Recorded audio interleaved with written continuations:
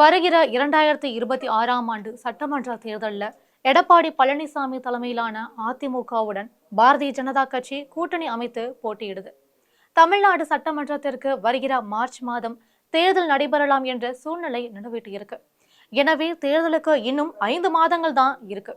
இந்த சூழ்நிலையில திமுக, அதிமுக, நாம் தமிழர், தமிழக வெற்றி கழகம் ஆகிய 4 கட்சிகளும் இப்பொழுதே வேட்பாளர்களை தேர்வு செய்ய ஆரம்பிச்சுட்டாங்க.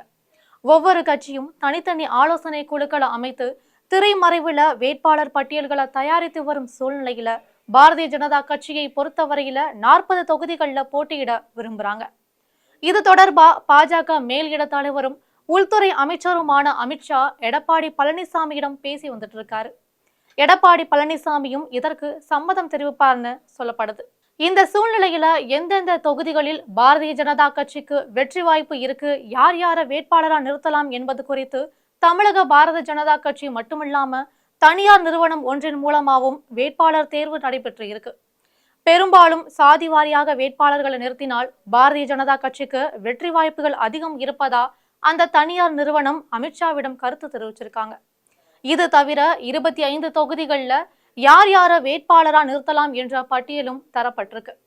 தற்பொழுது அமித்ஷா கையில் இருக்கும் இந்த பட்டியல் குறித்து வருகிற பிப்ரவரி மாதம் அறிவிப்பு வெளியாகும்னு சொல்லப்படுது. அந்த வகையில 25 தொகுதிகளில் போட்டியிட காத்திருக்கும் பாஜக வேட்பாளர் பட்டியலை ஜெம் தொலைக்காட்சி முதலா வெளியிடுது. சென்னை டி நகர் தொகுதியில வினோத் பி செல்வம் போட்டியிடுறாரு. அண்ணா நகர் தொகுதியில பாரதிய ஜனதா கட்சி துணைத் தலைவர் சக்கரவர்த்தி போட்டியிடுறாங்க. வேளச்சேரி தொகுதியில எஸ்ஜி சூர்யா போட்டியிடுறாரு.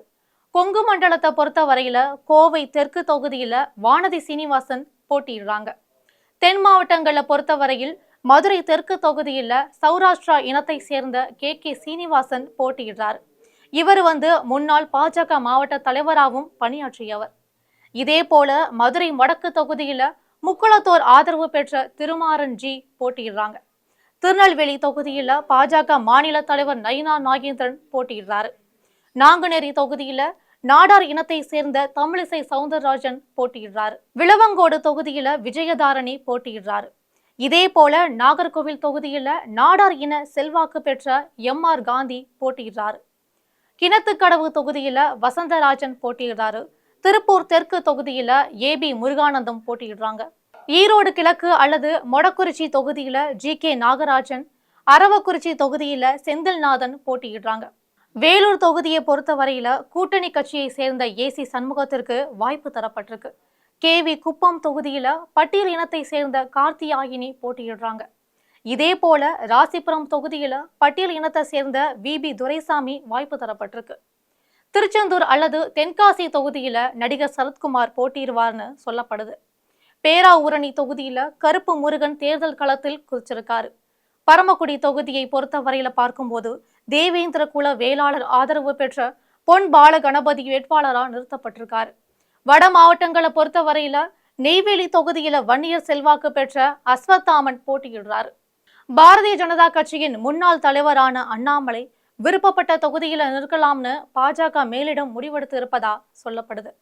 இந்த வேட்பாளர் பட்டியல் வெளியே கசிந்துள்ள நிலையில பல தொகுதிகளில் போட்டியாளர்களும் கிளம்பி இருக்காங்க.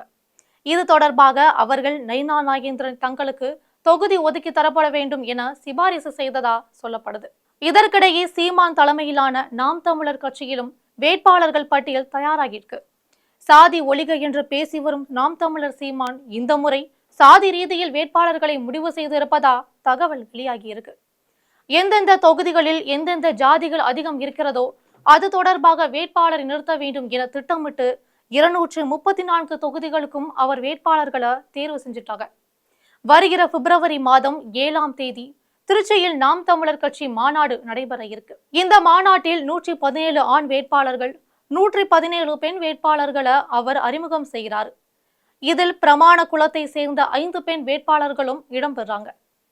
திமுகவை பொறுத்தவரையில பார்க்கும்போது ஒவ்வொரு தொகுதிக்கும் தலா 3 வேட்பாளர்கள் சிபாரிசு செய்யப்பட்டு அவர்கள் குறித்து தீவிர ஆலோசனையும் நடந்துட்டு வருது. இதே போல் அதிமுக தரப்பிலும் எடப்பாடி பழனிசாமி மகன் மிதுன் தலைமையில ஒரு குழு வேட்பாளர் பட்டியலை தேர்வு செஞ்சுட்டு வராங்க. திமுக, அதிமுக ஆகிய கட்சிகளை பொறுத்தவரையில பார்க்கும்போது தலா ஒவ்வொரு வேட்பாளரும் 10 கோடி ரூபாய் அளவுல செலவிட தயாராக இருப்பவர்களுக்கு வாய்ப்பு கிடைக்கும்னு தெரிய வந்திருக்கு. இதே போல நடிகர் விஜய் தலைமையிலான தமிழக வெற்றி கழக வேட்பாளர் தேர்வும் நடைபெறவிருக்கு. ஜான் ஆரோக்கியசாமி தலைமையிலான ஒரு குழு இந்த வேட்பாளர்களை தேர்வு செஞ்சுட்டு வராரு. தமிழக வெற்றி கழகத்தை பொறுத்தவரையில பலம் வாய்ந்த வேட்பாளர்கள் கிடைக்கலன்னு தெரியுது. இருந்தாலும் நீண்ட காலமா விஜய்க்கு தர்ப்பணி மன்றத்துல தீவிரமா பணியாற்றுவர்களுக்கு வாய்ப்பு தரலாம்னு வேட்பாளர்களின் தேர்தல் செலவை தமிழக வெற்றி கழகமே ஏற்றுக்கொள்ளும்னு பேசப்படுது.